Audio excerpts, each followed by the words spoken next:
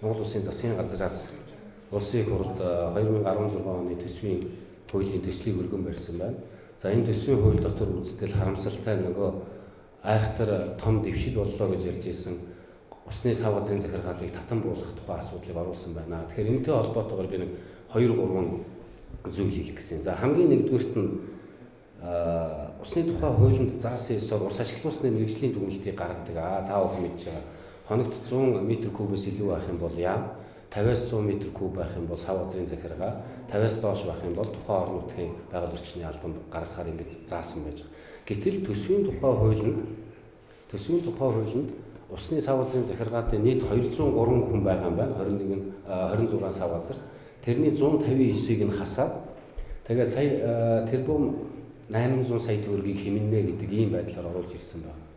Гэтэл нөгөө талдаа энэ усны сав газрын 26 сав газар маань сав газрын захиргаад маань ажилласнаар жилдээ бүрэн бус мэдээгээр 35 тэрбум төгрөгийн ус ашигласны төлбөрийг оруулж байгаа.